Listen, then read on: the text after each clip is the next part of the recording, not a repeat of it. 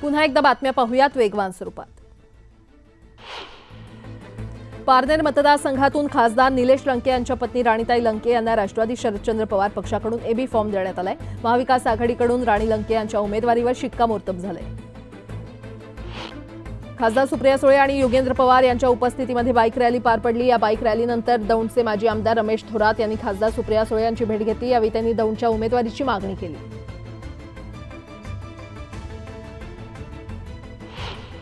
बाप एका पक्षात तर मुलगा दुसऱ्या, हे सगळं सत्तेसाठी सुरू आहे। महायुती आणि महाविकास आघाडी गलिच्छ राजकारण करते अशी खोचक टीका गजानन काळे यांनी केली आहे। राष्ट्रवादीचे नेते राजेश बेंडल यांनी शिवसेनेमध्ये प्रवेश केला। गुहागर विधानसभा मतदारसंघातून लढण्यास राजेश बेंडल इच्छुक आहेत, त्यामुळे आता गुहागर मतदारसंघ कुणाला मिळणार याकडे सगळ्यांचं लक्ष लागलंय। रत्नागिरीत एकही जागा काँग्रेसच्या वाट्याला येत नसल्यानं कार्यकर्त्यांनी बैठकीत उद्रेक केलाय। जिल्ह्यातील 5ही जागा लढवाव्यात अशी मागणी काँग्रेसचे जिल्हाध्यक्ष अविनाश लाड यांनी केली आहे। आरक्षण वाचवणं हा आपला अजेंडा असून महाविकास आघाडी आरक्षण संपवण्याच्या भूमिकेत असल्याची टीका प्रकाश आंबेडकरांनी केली आहे। आरक्षणाच्या बचावासाठी प्रयत्नशील असल्याचं त्यांनी बोलून दाखवलं।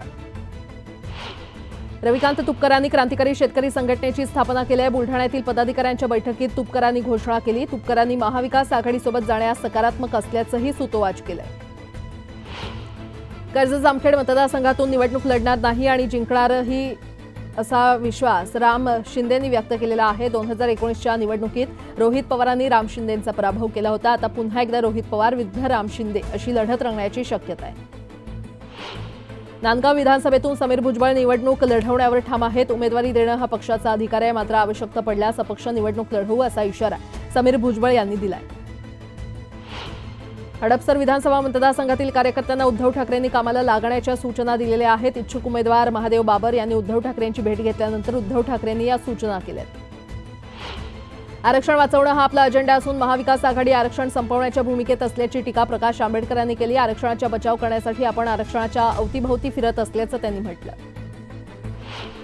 आमदार भरत गोगावले यांनी महाडमधून प्रचाराचा शुभारंभ केलाय। महाडचं ग्रामदैवत श्री वीरेश्वर महाराजांच्या चरणी श्रीफळ अर्पण करून गोगावले यांनी पत्नीसह वीरेश्वर महाराजांकडे साकडं घातलं। पिंपरी चिंचवड विधानसभा मतदारसंघाचे राष्ट्रवादीचे विद्यमान आमदार अण्णा बनसोडे यांना उमेदवारी दिल्यास आम्ही त्यांचा प्रचार करणार नाही अशी भूमिका 18 नगरसेवकांनी घेतली आहे। बनसोडेंना वाढता विरोध पाहता त्यांचं तिकीट कट होण्याची शक्यता आहे।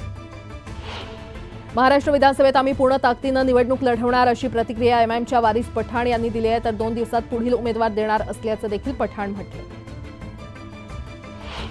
कर्जत खालापूर मतदारसंघात महायुतीला मोठा धक्का बसलाय। अजित पवार गटाचे नेते सुधाकर घारे यांच्यासह 10,000हून अधिक पदाधिकारी आणि कार्यकर्ते महायुतीतून बाहेर पडले।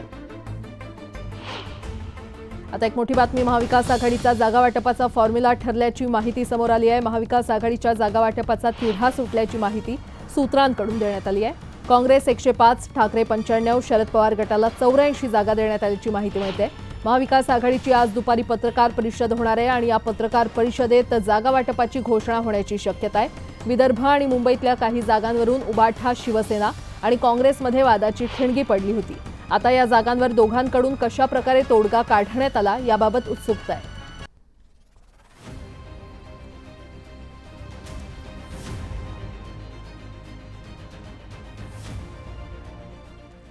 पुन्हा एकदा बातम्या पाहूयात वेगवान स्वरूपात। विधानसभा निवडणुकीसाठी आमचे उमेदवार निवडीचं काम सुरू आहे। नावं अंतिम करण्यासाठी अंतरवाली सराटीमध्ये उद्या मनोज जरांगे पाटील हे बैठक घेणार। बाबा सिद्दीकींवर हल्ला करण्यापूर्वी आरोपींनी पलासदरी गावाजवळील जंगलात जाऊन शूटिंगचा सराव केल्याचं पोलीस तपासात उघड झालंय। आरोपींनी झाडावर गोळी झाडून सराव केला होता। महाविकास आघाडीचं जागा वाटप जाहीर झालं नाही, त्यातच महाविकास आघाडीतील घटक पक्ष असलेल्या शेतकरी कामगार पक्षानं 5 उमेदवार जाहीर केले। विधानसभा निवडणुकीसाठी राज्यात महायुती, महाविकास आघाडी आणि परिवर्तन महाशक्तीनंतर आता 4थ्या आघाडीची घोषणा करण्यात आली आहे। दरम्यान आरक्षण धोक्यात आहे असं सांगत आनंदराज आंबेडकर यांनी प्रकाश आंबेडकर यांनाही सोबत येण्याच्या प्रश्नावर भाष्य केलंय। दिवाळी सणापूर्वी सुरक्षा आणि सुरक्षिततेचा उपाय म्हणून मुंबई पोलिसांनी आकाश कंदील विक्री उड्डाणावर 1 महिन्यासाठी बंदी घातलेली आहे। 23 ऑक्टोबर ते 21 नोव्हेंबर या कालावधीमध्ये ही बंदी कायम ठेवली आहे। गणेशोत्सव आणि नवरात्रोत्सवानंतर यंदाची पोलिसांची दिवाळी निवडणुकीच्या बंदोबस्तात आणि धावपळीत जाणारे पोलिसांच्या रजा सुट्ट्या 25 नोव्हेंबरपर्यंत रद्द करण्यात आल्या। मुंबईतील रस्त्यांच्या सिमेंट काँक्रिटीकरणाच्या दुसऱ्या टप्प्यातील कामांना अद्याप वाहतूक पोलीस विभागाचं ना हरकत प्रमाणपत्र मिळालेलं नाही, त्यामुळे संबंधित कामं ही निवडणुकीनंतरच सुरू होणार आहेत. सध्या राज्यात सुरू असलेला पाऊस आता विश्रांती घेणार असून या मान्सूनची सांगता ऑक्टोबर अखेर होणार आहे, त्यामुळे लगेचच थंडीची चाहूल महाराष्ट्रात लागण्याची शक्यता आहे.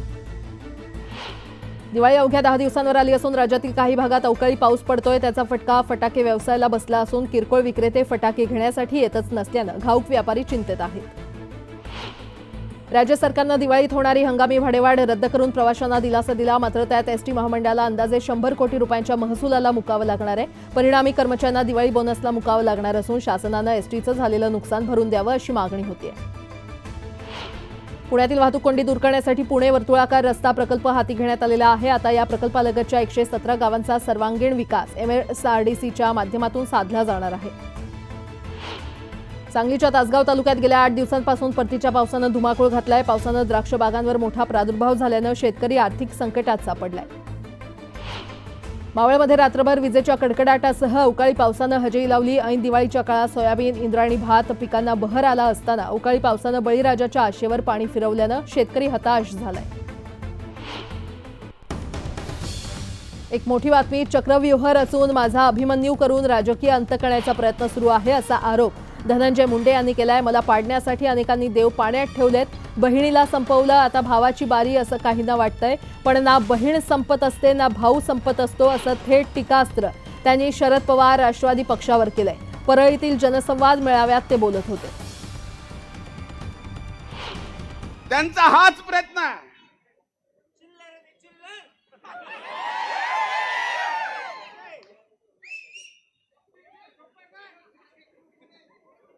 की अभिमन्यूसारखं याला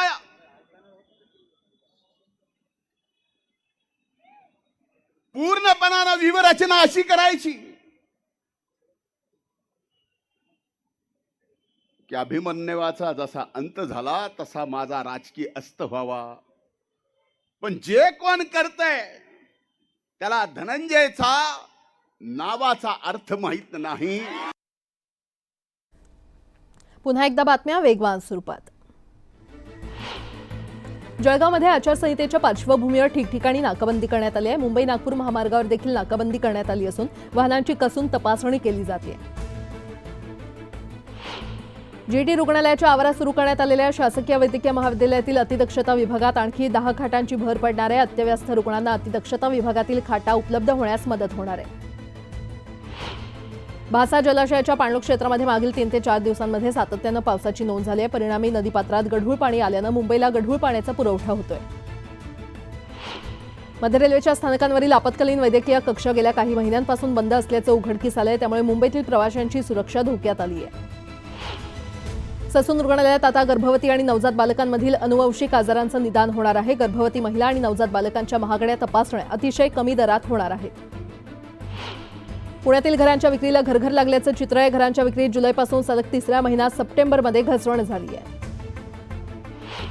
मुंबईत सध्याच्या बदलत्या तापमानाचा त्रास मुंबईकरांना होत असून सर्दी खोकल्याच्या रुग्णांची संख्या वाढली आहे आणि त्यामुळे खासगी आणि सार्वजनिक रुग्णालयांमध्ये रुग्णांच्या संख्येमध्ये वाढ झाली आहे.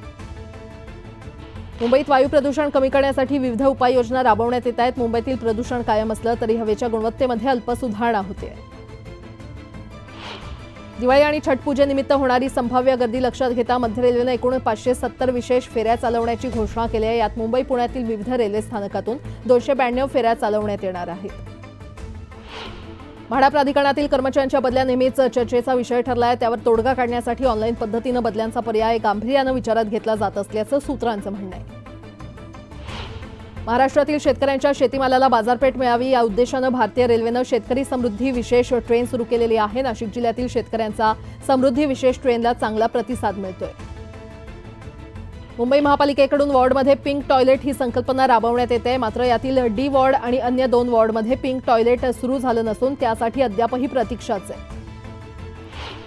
KEMच्या रुग्णांना आता TB रुग्णालयात दाखल करण्याची गरज भासणार नाही, कारण रुग्णालयातील उर्वरित 3 जीर्ण झालेल्या वॉर्डांच्या दुरुस्तीचं कामही पूर्ण झालंय.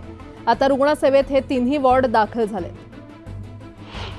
यंदा दिवाळीच्या कालावधीत विधानसभा निवडणुकीचा आचारसंहितेचा काळ असल्यानं बचत गटांचे सर्व सरस महोत्सव यंदा रद्द करण्यात आलेले आहेत. त्यामुळे महिला बचत गटांचा हिरमोड झाल्याचं दिसतंय.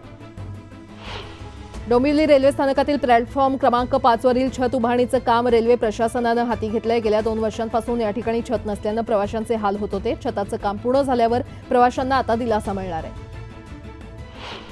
तुळजाभवानी मंदिर संस्थानचा लोगो मतदानातून निवडण्यात येणार आहे. या संदर्भात मतप्रक्रिया सर्व भक्तांसाठी खुली असेल.